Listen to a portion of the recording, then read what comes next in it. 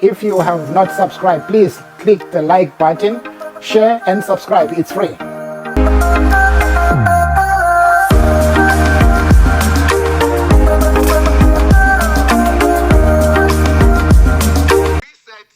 we addressed the January 8th of the ANC early this year, we said the following. We said, South Africa is suffering from twin threats of the National Democratic Revolution. Twin counter-revolutionary threat. One is international capital and capitalist system, its surrogates here, who believe that they can no longer make profit under the leadership of the African National Congress because the masses of our country are demanding more, and the ANC can no longer afford not to listen to the voices of the poor in this country. These are our analysis. We said it in public at a rally, let alone in commissions. I addressed one of your political commission. I raised this question. It's an analysis, a class analysis, this question. Now, what capital then sought to do is to replace the ANC with someone that can guarantee them profitability in production, not production to meet social needs of the people. And it is in this regard that we have even highlighted how this particular moonshot pact was conceived and established. We have not hidden it. The media do not want to report about it. Okay, let's take, for example, the elections campaign. Because we are taking the role of the South African media in the Moonshot Pact, propping up the Moonshot Pact. And we're not saying that's the main reason why we lost election, but it also contributed because they created a single agenda in the country. And I hope, let me suggest, not hope, let me suggest that let's print GS now for these delegates.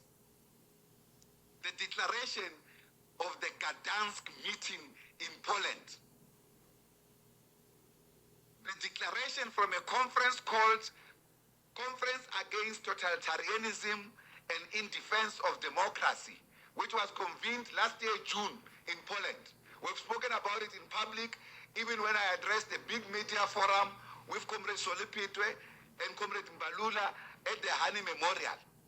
The media were all there with their cameras. And I spoke when their cameras were still on.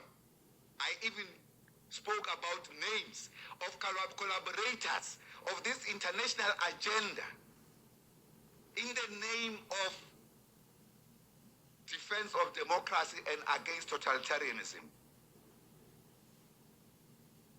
The European Solidarity Center that convened this meeting, working with the Brenthurst Foundation, led by Greg Mills, and senior journalists who attended this meeting.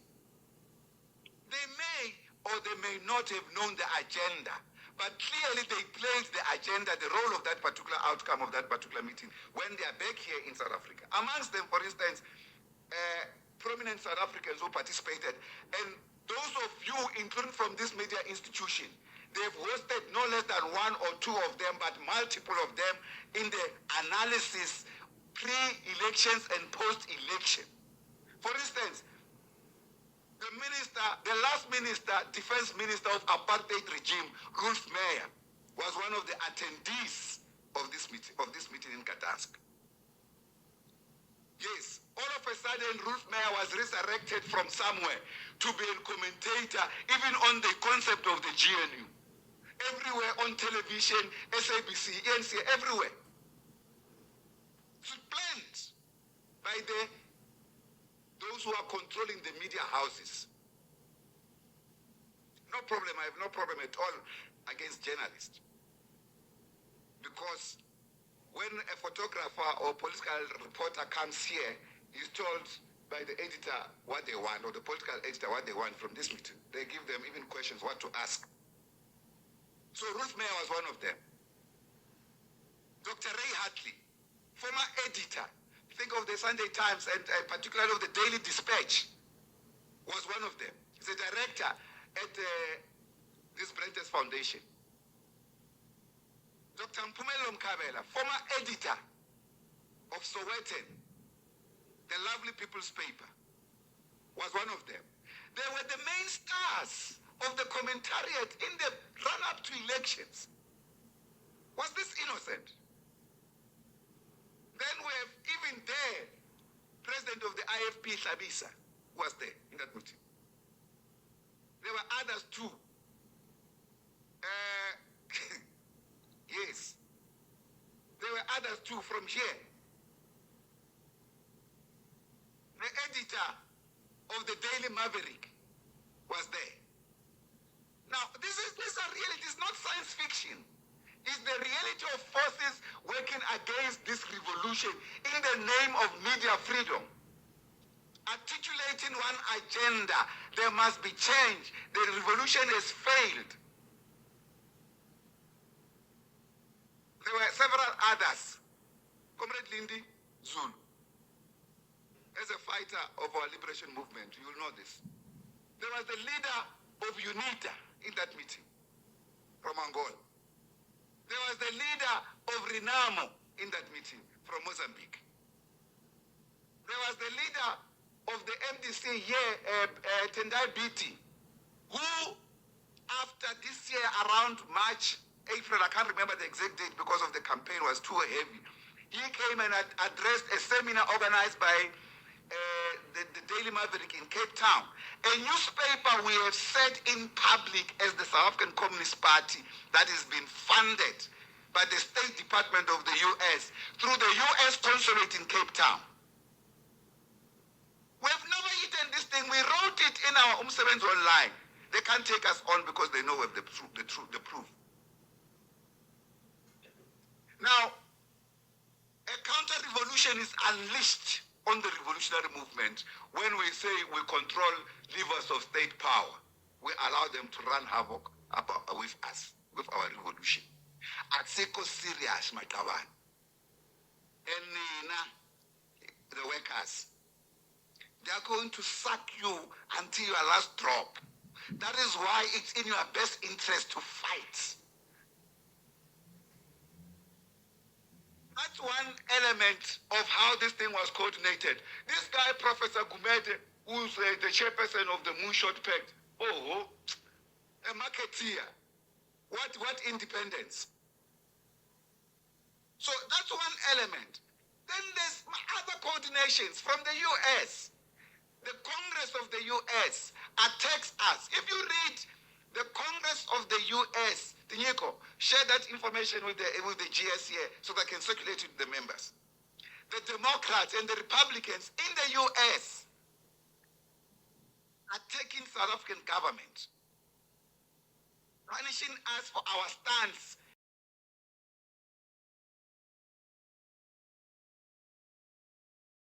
People. They say, no, we must be removed from political power because we work with countries that are against the US, China, Russia, Iran, and especially in Palestine, Hamas. The writing was on the wall. So it was not something hidden. Yeah, one of the Communist Manifesto, I was glad Comrade Mbakse quoted it quite extensively. The issue is whether he was quoting it to justify the moment or to appreciate what has happened, something that we need to debate.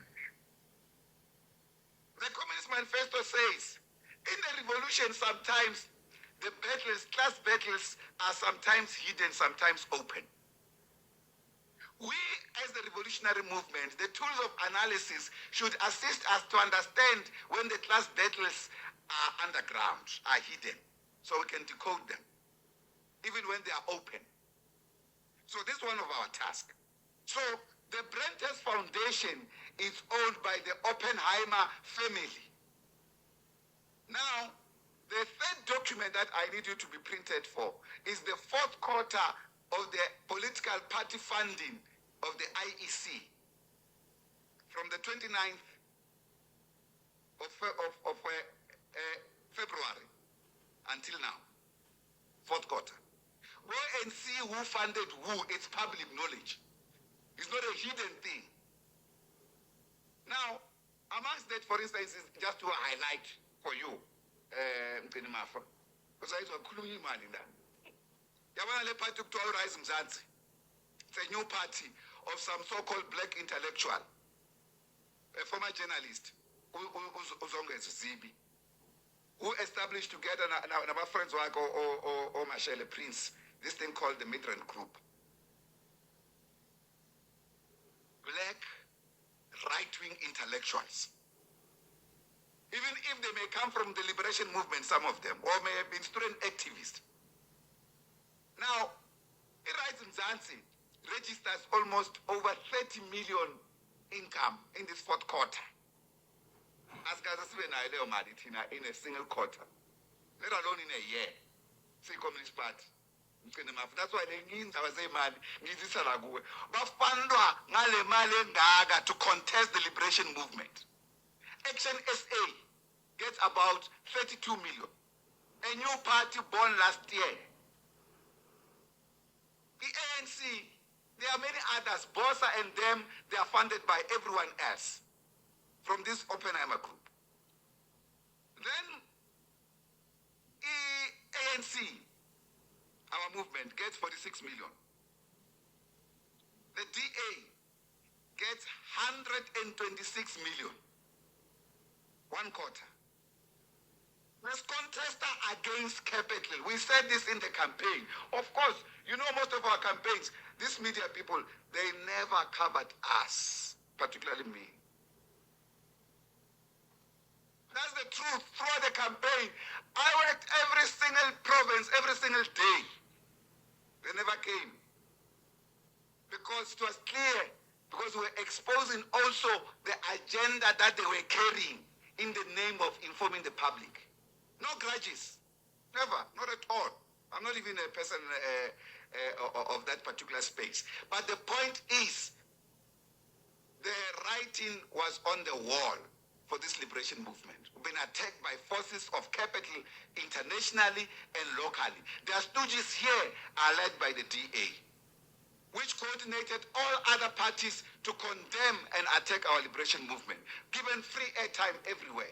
The Gdansk meeting also takes in the declaration that is signed by these parties, also says they are imploring on international internet sites to use their algorithms to change perceptions against regimes that they characterize as totalitarian and in defense of democracy. So during this period of the elections, if you went into the internet and typed African National Congress, the first 10 stories will be stories about corruption, about poor service delivery, about every other wrong thing that African National Congress has done. It's configured by Google, Microsoft and others. And this new boy, it cannot be a girl. All bad things are brought by boys in general. This company called NVIDIA. Yeah. They came in, changed the perception. Configured by so-called liberal forces. They are so impatient. They are so intolerant. Everyone, even amongst themselves, they fight amongst themselves. That is why, for instance, even a rogue guy like Trump, they go for him. The liberals. Here, you are fooled by liberals. I've got my notes, they're written, handwritten, President. Central Committee. I'm debating the state of liberalism in South Africa and in the world. Because we are suffering from this crisis as a movement. Now, the second crisis, which was also we characterized as a counter-revolutionary threat to our movement, was characterized by internal divisions in the movement, factionalism, gatekeeping, and people arrogance and owning the African National Congress. Even when things happen, they don't want to accept because there's reality. In the military struggle, I come from that background. If you don't accept reality, we are far. That's the truth. And we know that. And that is why there's extermination of former combatants in the leadership of the movement. It's by design. Because this faction cannot stand the criticism of these forces. Comrade Lindy, I'm with you. I know when you suffered either from belonging, they characterize you as this particular force, but the main thing is that for anything that has happened, you should be in the top 50 of the ANC list. You are a victim of factions, and because of what you stand for. Don't feel ashamed that you didn't make the list. You are a great combatant of our liberation army, controversies. They are suffering from that. That's why they exterminate our comrades in this regard. So that is why, for instance, when you see the moral decay that has entered through the ANC, the loss of moral leadership of society by the African National Congress, the decline of this moral leadership of the ANC, the forces that represent the primary forces or the key forces of the liberation movement in this country. When that moral leadership implodes, you can't lead society. Amongst us here, we've got a stalwart of our party, Comrade George Mashamba. He was the chairperson of the ANC Integrity Commission. Principled man. I under Oprah George uzenzela umsebenzi kaNhlangano weKongolos. But I know the time this will let a crisis. They remove him. You remove the chairperson of Integrity Committee.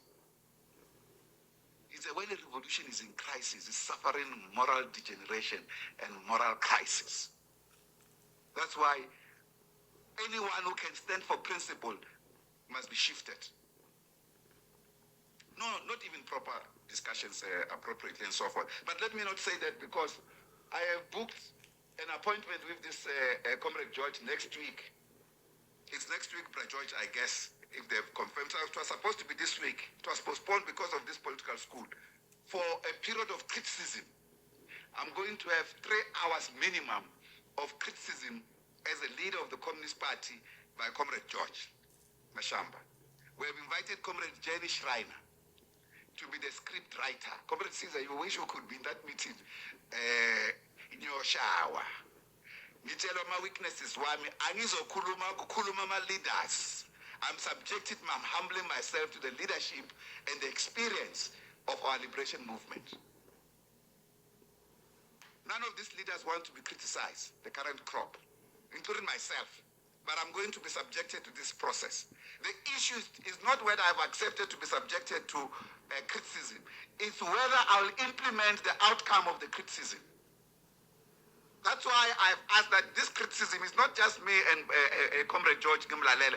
I need someone to take notes so that later on we can make it public to the Politburo about the key pointers that came out of that particular criticism and what I've done about them as a person. Now, this trend, comrades, that we have seen, the decline of the liberation forces, our movement, and everybody else, has led to the situation that we feel today, where our movement and the liberation forces were defeated in an electoral battle. I use the word defeat clearly. We lost power.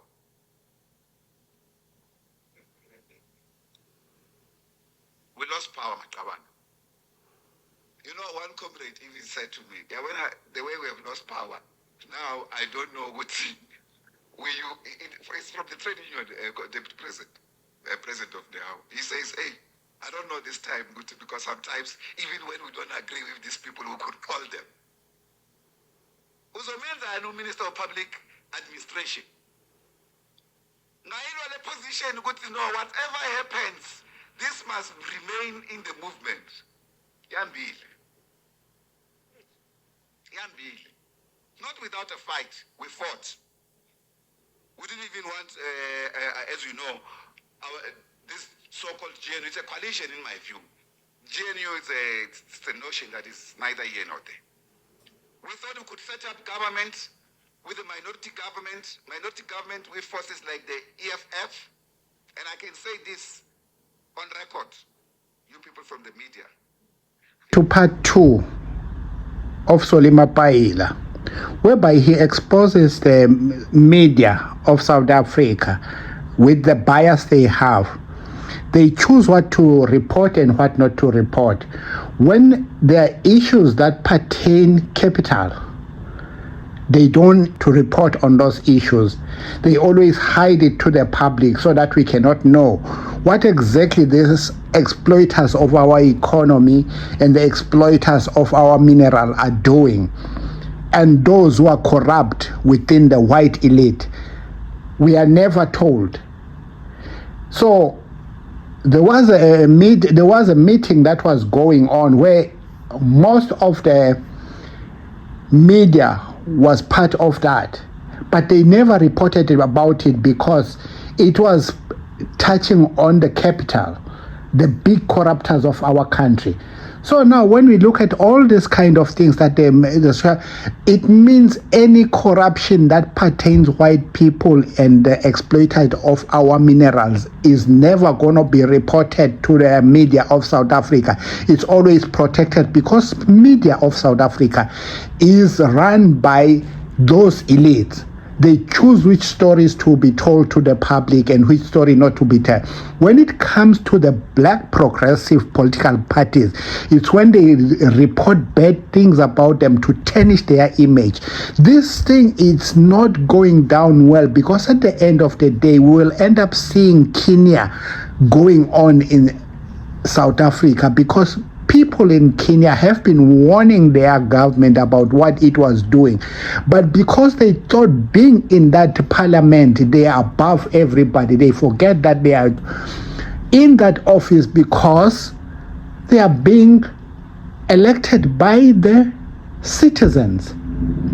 So what really is happening in South Africa? We see now something is boiling up in KZN. We don't know what will be the end of it because they are busy giving warnings. The MK is not joking there because they are not satisfied about these few elite that wants to control the country from behind the scenes. Because we see there is a president in the country who will think, oh, because we have a government that is being elected by the citizens. But those people in those offices, they are not doing what they are being elected for. They are working for this minority that are exploiting our minerals. And corruption that they do in the country, it's never reported by the media because media is controlled by them. The few elite, the rich elite. Family. It came to VBS, and VBS story is been everywhere, flying everywhere. But they don't report the corruption that is happening in Cape Town because it's done by white people. What nonsense is that? Should we trust the media? What is the work of the media? Are they doing justice to the nation of South Africa or to the citizens of South Africa? Family, I leave it to you. Leave your comment respectfully and make sure you don't forget to like, share, and subscribe. I love you all.